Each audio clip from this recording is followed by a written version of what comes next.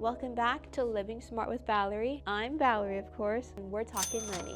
Today, we're going to be talking about the price of beauty. I try to conserve how much I spend, but I don't keep myself on a budget, mostly because I really don't want to. I know that maybe I should one day, eventually, but I do not feel like today is that day. I, however, pay myself every month so that the spending I do, it's guilt-free. I don't have to worry about, oh, I spent all my money. My money is somewhere else. This is my play money, the money I allow myself to spend on whatever. I am one of those people who has to hide money from themselves. I tell myself, put it away, put it away, put it away. And so I do. And then the other animal in me comes out and is like, you only live once. Why would you deprive yourself? I've never deprived myself of anything. But for whatever reason, I feel like when I put money in my savings account, that animal thinks that I'm depriving myself. You really never know when an emergency of any sort will happen. In my case, I've had a few minor emergencies. I've blown up about 4 tires in 3 years. Now, that sounds like a lot, but if you knew that 2 were blown up in 1 year and the other 2 were blown up in the last 6 months, well, technically, those didn't blow up. The other ones did blow up. That was really bad.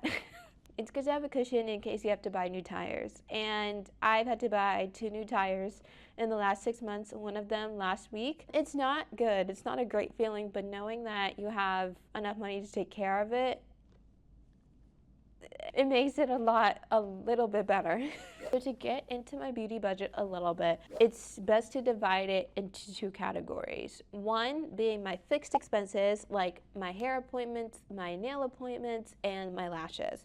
And the other category is my variable expenses, so my skincare and makeup purchases that are usually a bit more regular. In a typical month, I'm probably spending $120 on my hair, which means that I'm getting maintenance on my hair. My maintenance appointment for my microlinks is about $120, and I only go once a month. But if I'm getting something like a reinstall done, which means that we're taking the hair out, deep conditioning my hair and putting it back in, that's about $250. But that's not frequent. It's about every 6 months, twice a year.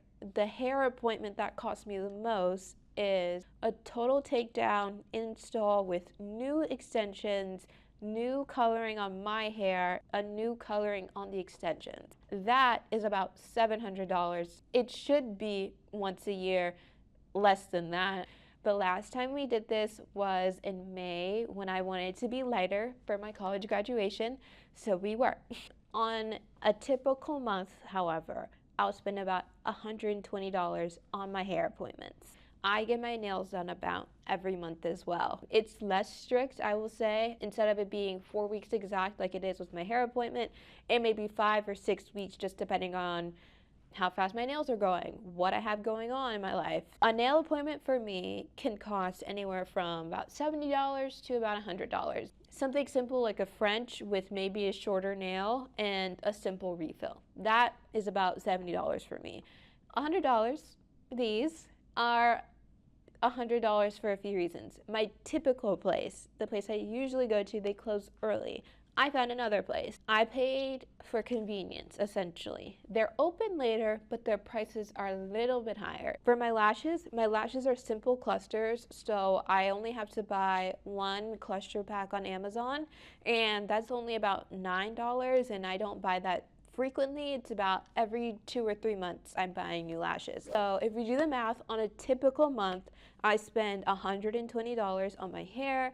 I spend about $85 in between the range of $70 and $100 on my nails, and I spent about $3 based off the 9 being divided by 3 on my lashes, and that totals out to $208 on my fixed expenses every month. Transparency moment. I've never looked at these numbers like this before. Is it a good thing? Probably. It will probably change shortly after because while I was preparing for shooting this, I, of course, had to do the math, and I was like, you really spend this much? The question I'm asking myself now is, just because I can spend a bit more doesn't mean I should spend a bit more. I know the answer is no. And when I'm sitting here, like not in a store or not on my computer, online shopping, I know the answer is no. I should not spend more just because I can.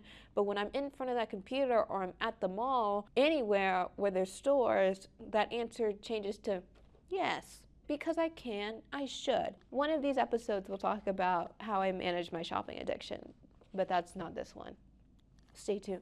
Let's get into the variables. In the last few months, I've spent $429 on skincare and makeup purchases. Let that sink in. I'm holding space for it. I really am. I haven't seen these numbers put together, and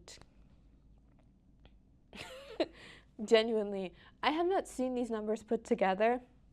So seeing it all totaled up in my face is like, I need to start making changes. I say that now, but like I said, that's in front of the camera, that's in this environment, there's nothing to buy here. To show where that $429 of skincare and makeup shopping went, I will break down each product I bought over the few months and talk about if I'd buy it again, if it was worth it. First up is the Fresh Face Polisher, that's $67, and it is absolutely worth it. I know I feel like we expected me to say that, but like, it's absolutely worth it. I've been buying that since I was a freshman in college. I would buy it, the little travel size, and I would savor it. It feels so good. And when I was finally in a position to be able to purchase it on a more regular basis, the big size on a more regular basis. Other scrubs don't polish like that one does. It is a wonder product. The Topicals Lip Balm, $16. That is worth it for me. It is another holy grail. I've bought that about 3 times now. Totally worth it. Would buy it again. It's a bit of a splurge on a lip product for $16. However, in the grand scheme of things, what's $16? This is the mindset that gets me in trouble. Next is the Pat McGrath lip gloss. I wouldn't buy it again. If you find it on sale, I would say try it because I like the color a lot and I haven't really found anything that has the same color and has the same shine. For me, it's just a little too thick. The Fresh Rose Face Mask for $68, was it worth it? No. No matter how much you try to put on, it kind of absorbs into the skin a little too fast. How I try to do masks is I put it on, and then I go outside and I lay outside on our lounge chair. By the time I get outside to lay in the chair, it's dry and you don't have like any like spa-like sensation. Yes, I know I'm sitting in direct sunlight, but again, I barely get out there and it's dry. It absorbs into the skin too much and it's not hydrating. So I don't even get the self-carry like feeling, and it's not as hydrating as it should be. Does it smell nice? Yes. Is it worth $68? Not to me, it's not. Pat McGrath setting spray for $38. Worth it, worth it, worth it, worth it. I have it on right now, and I don't have the full 3 coats on, which is how you get like the full shine that you see on like the fashion shows. When I showed my friends it for the first time, they said it looked like I had Botox. I was snatched. I don't have as much on now as I did then. Now I only have on like the 1 coat, which is to give it, you know, some shine and to make it transfer proof and a good setting spray, but not the full Botox effect. The L'Occitane Shower Oil. That is very nice. It's $48. It smells really good. It leaves my skin feeling really nice. I like cleansing oils. I don't like the squeaky clean feeling people talk about. Like if I take a shower with like a regular soap and I feel like the skip or the squeaks, I can't tell you if it's worth $48. I like it. I've been using it for a few months. Will I rebuy it once it's empty? I really don't know. There's only a quarter of product left. So I really do need to start thinking about, do I want to buy it again? And honestly, I don't think I'm going to buy it again. I really do like it, but for $48, I don't know. Next is the L'Occitane Gua Sha. $18, worth it. It has a really nice feeling to it, not only in your hand while you're gua shaing, but also the way that it makes my face feel. To me, it's perfect. It's $18 and it's perfect because it's a one-time purchase. With one-time purchases, there's a higher ceiling than with things I may have to rebuy on a frequently or maybe even infrequent basis. The Kiehl's avocado mask for $14. It is not worth it. I don't like the smell. I think it's kind of hydrating. It smells like avocado, and maybe that was what to be expected. When they said avocado, I was thinking it's green. It is, but it smells like avocado. And I know that's foolish to complain about because I bought an avocado face mask. I can't tell you how overwhelming the avocado scent is. When I wear it, I put peppermint oil under my nose. It's not like stinky, but I don't like the smell. The Kiehl's Ultra Facial Cream for $30, it was on sale. Is it worth it? Mm-mm. One, I'm a big packaging person. I'm a big branding person. Kiehl's, that container has no packaging on it anymore. The labels, the letters, they came off. It is now white. It was white with lettering on it, like in the picture I'll put up. No. I would see the letters on my hand.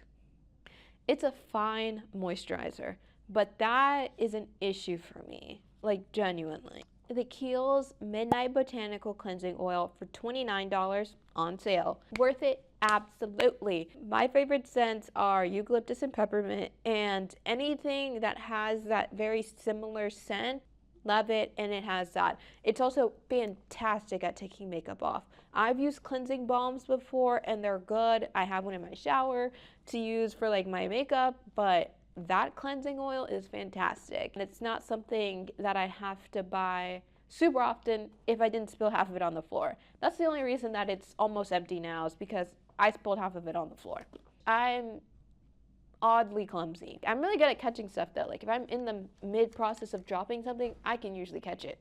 But I said usually, not always. That's about all the skincare and makeup purchases I bought within the last 3-ish months, and all of those total up to $429. Like I said, I think we're gonna have to make some changes. Any given month, I may spend $143 on my skincare and my makeup shopping based off the $429 divided by 3 for over the last 3 months. So that means that I spend about an average of $348 every month on beauty. The price of beauty for me on a monthly basis is $348.